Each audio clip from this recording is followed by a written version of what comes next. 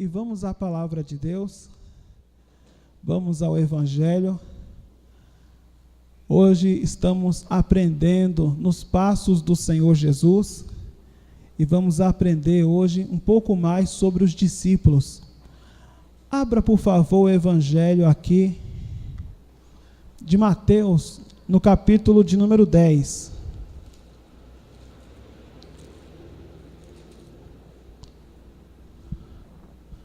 Mateus capítulo 10.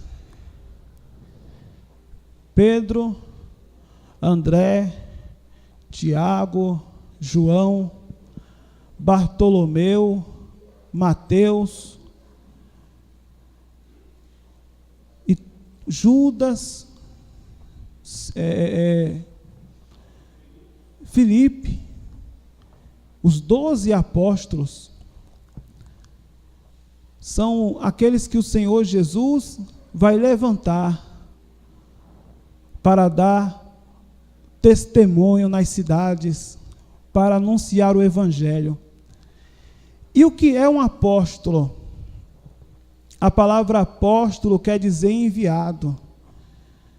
O apóstolo, ele é um mensageiro, ele é um representante daquele que leva a salvação, que é Cristo. Então, o apóstolo, ele é enviado para dar testemunho de Cristo. E foi o que aconteceu. Jesus reuniu esses homens e vai enviá-los de 2 em 2 para anunciar a chegada do reino de Deus. Apóstolo é isso. É aquele que é enviado para um lugar para anunciar as boas novas do reino de Deus. E eu vou ler aqui, no capítulo de número 10, e no versículo de número 1, a gente vai ler aqui o Evangelho. Está escrito assim: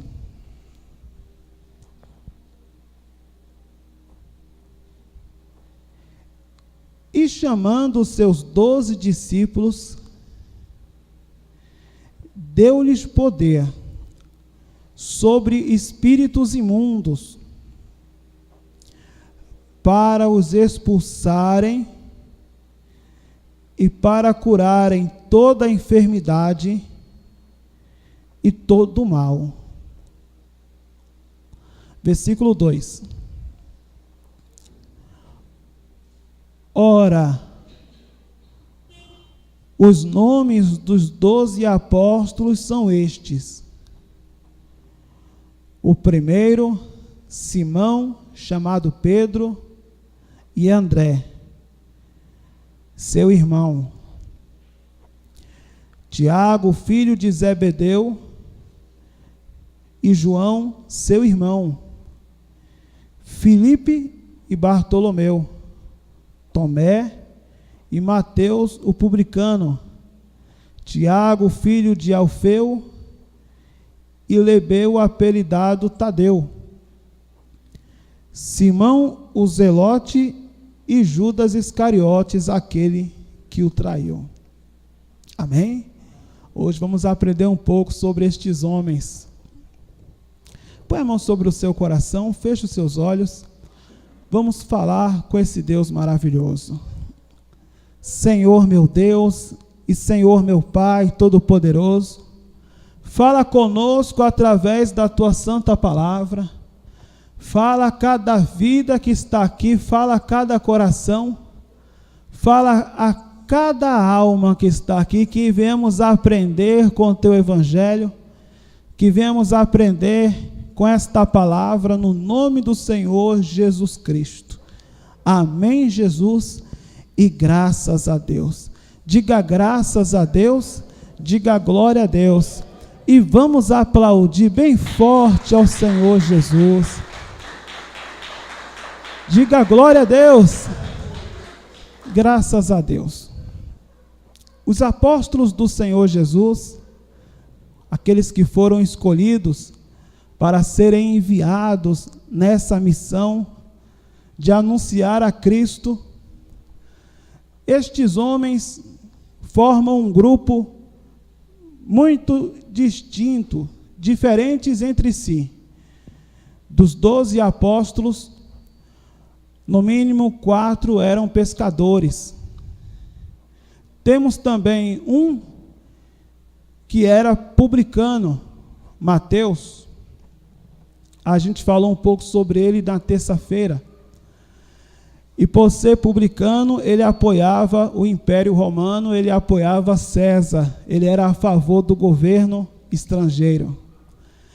Nós temos também um que era zelote, um que era zelote. E o que representava isso? Esse Simão, que era zelote, ele era totalmente oposto a Mateus. Enquanto Mateus aceitava o governo romano, o zelote desprezava completamente a presença desse governo no país de Israel. Enquanto um estava aliado com o império e trabalhava para o império, os zelotes, este grupo, lutava contra a presença romana, usando até a violência. E Jesus tem um discípulo que é zelote. Olha só, que diferença. Um publicano e outro zelote. Eles são tão diferentes. A forma de ver o país e a posição na sociedade é tão oposta entre si. É igual a gente pegar, por exemplo, esses debates que tem, onde um apoia o governo do PT. Um exemplo, não é? E tem gente que apoia o governo do PT. E o outro despreza completamente. A gente está vivendo hoje no nosso país uma situação assim, onde um apoia determinado político e o outro despreza completamente, e aquela briga. E as pessoas estão brigando por causa de política. Acontecia mais ou menos isso aqui. O publicano Mateus apoiava o governo. O governo para ele estava ótimo. Porém, para o outro discípulo aqui, o Simão, esse detestava o governo. Eram duas pessoas completamente diferentes. Isso nos revela que Jesus, ele chama para fazer parte da sua obra pessoas que pensam de maneira completamente diferente. Você pode pensar diferente de mim. Você pode não ter as mesmas convicções, nem por isso você não é servo do Senhor Jesus. Jesus pode chamar pessoas diferentes para realizar a obra dele, a obra do reino. Temos também, entre esse grupo aqui, um chamado Judas Iscariotes. E a gente sabe que esse Judas foi aquele que traiu Jesus. Porém, esse Judas Iscariotes aqui, ele era muito capaz. Esse sobrenome Iscariotes era uma referência do lugar onde ele nasceu. E aonde Judas nasceu, diferente dos demais discípulos, porque todos nasceram na Galileia, somente Judas não era da Galileia, ele era de uma parte do sul do país, onde as pessoas tinham uma educação mais apurada, mais refinada. Por ter essa educação melhor, ele tem mais domínio sobre as finanças e, por isso, vai se tornar tesoureiro daquela equipe, pois Judas era o mais capaz. Sendo ele o tesoureiro que cuida das finanças, ele é aquele que vai roubar as finanças, e ele também vai vender Jesus por 30 moedas de prata, que era o preço da compra de um escravo ou um pedaço de terra. Ele vai vender Jesus por esse valor. Sabemos também sobre estes homens que todos eles, exceto Judas e João, todos eles foram mortos, martirizados.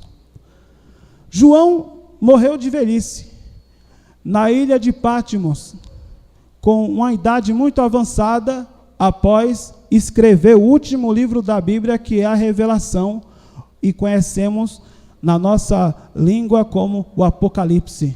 O Apocalipse de João ou a Revelação de João. Esse vai viver até uma idade bastante avançada. Judas vai se matar. Porém, todos os demais, todos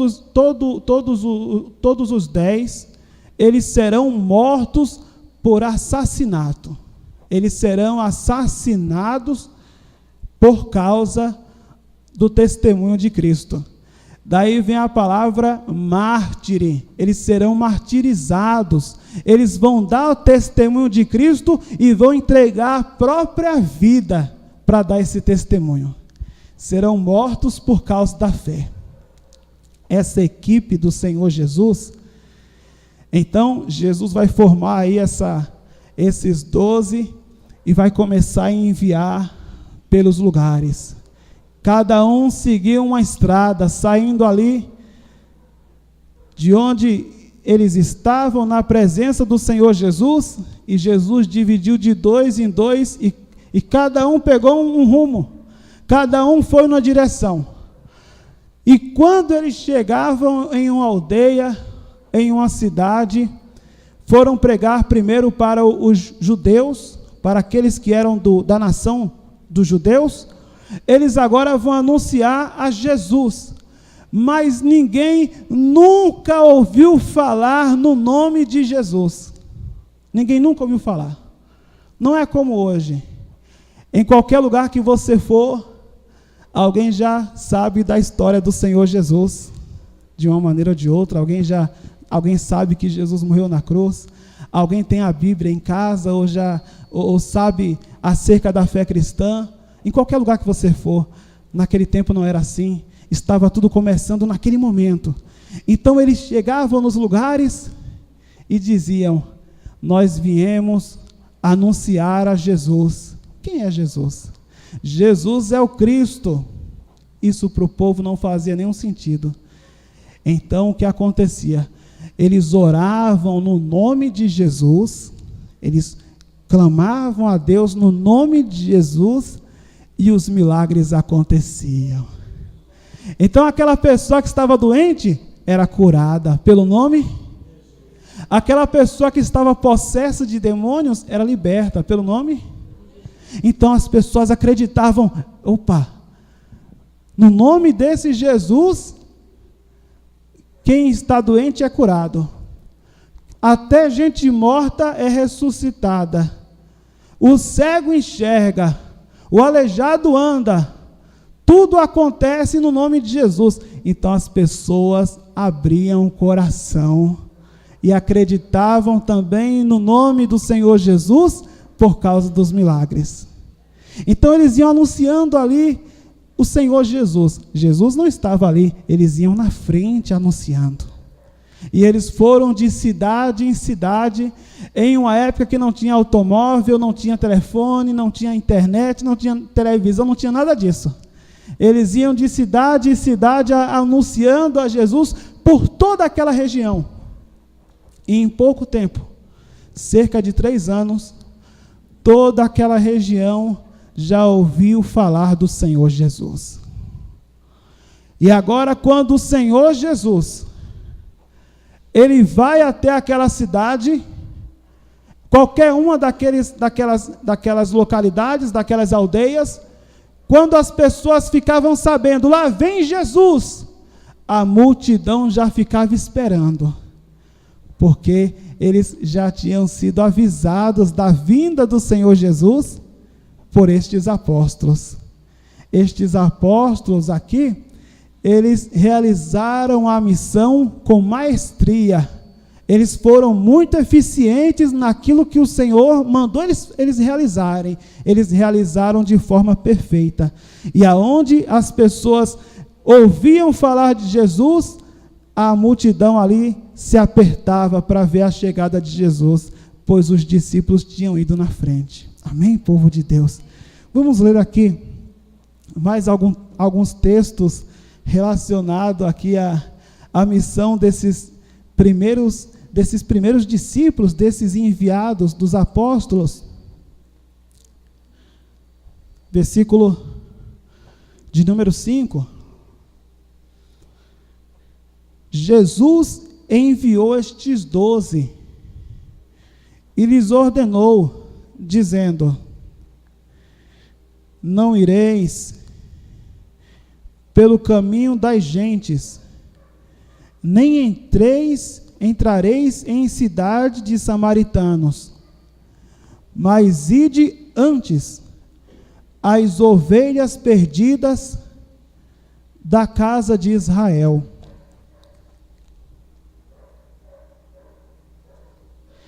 E indo, pregai dizendo: é chegado o reino dos céus. Então ele vai dizer: curai os enfermos, limpai os leprosos, ressuscitai os mortos e expulsai os demônios. De graça recebestes e de graça dai. Jesus vai dar essa orientação àquela primeira leva de discípulos, e eles vão correr por todo o país anunciando a Jesus. E quando Jesus chegava, o povo já estava esperando. No seu último momento aqui na terra, lá no Evangelho de Marcos, no capítulo de número 16,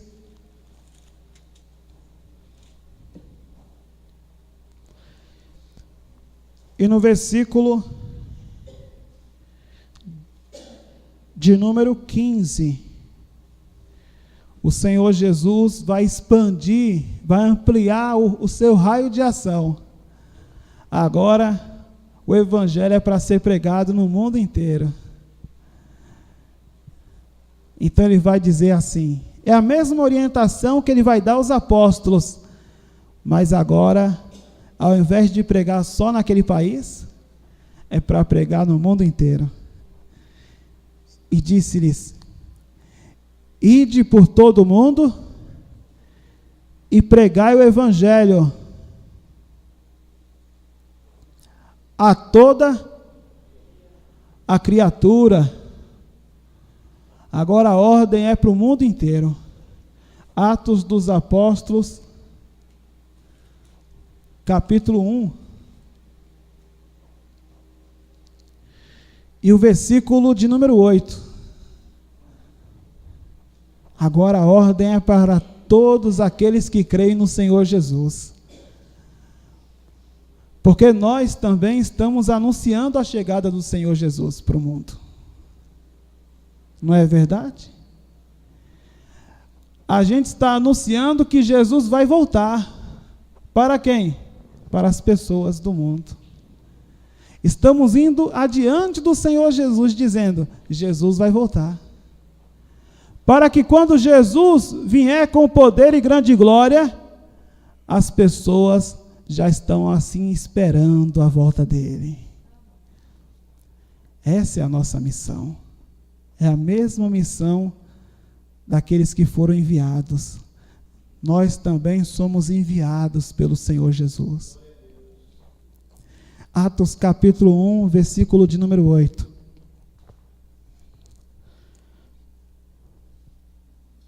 Como vamos executar a nossa missão? Através do poder do Espírito Santo. Mas recebereis a virtude do Espírito Santo, que há de vir sobre vós, e ser-me-eis testemunhas, tanto em Jerusalém. Então, primeiro prega-se em Jerusalém, pregaram em Jerusalém. Depois preguem na Judéia, agora o país é alcançado. E depois, um pouco mais longe, pregue em Samaria, e por fim, até os confins da terra. Então, eu sou de Cristo, eu sou de Jesus. Primeiro eu tenho que pregar onde? Em Jerusalém. A palavra Jerusalém quer dizer habitação de paz, casa de paz. O primeiro lugar aonde eu devo fazer missões é na minha casa. É pregar para os meus parentes, para aqueles que estão debaixo do meu teto, falar de Jesus para eles. Primeiro eu prego em Jerusalém. E depois eu prego na Judéia, para as pessoas do meu dia a dia, para as pessoas próximas, para as pessoas do meu trabalho, para os familiares que não moram comigo, os parentes mais distantes. Depois eu prego na Samaria, vou pregar para os desconhecidos, as pessoas que eu nunca vi, as pessoas que eu não tenho intimidade, as pessoas mais estranhas. Então, Cristo vai me levar para pregar no mundo inteiro. Jerusalém, Judéia, Samaria e até ao fim do mundo, anunciando o Evangelho de Cristo. Nós também fomos separados para a obra. Todo aquele que crê no Senhor Jesus. Ninguém foi chamado para ser membro de igreja. Um dia você vai ter também que dar o seu testemunho de Cristo. Uns vão dar o testemunho em Jerusalém. Talvez o seu maior ministério, e esse é o mais importante, seja ganhar toda a sua família para Cristo. Já vai ser uma bênção se você conseguir. Outros vão dar testemunho na Judéia, no seu bairro, na sua cidade, enfim. Deus vai usar você para que você venha dar testemunho de Cristo e preparar as pessoas para a vinda do Senhor Jesus. Pode aplaudir bem forte ao Senhor. Fique de pé, por favor. E aplauda mais ao Senhor Jesus.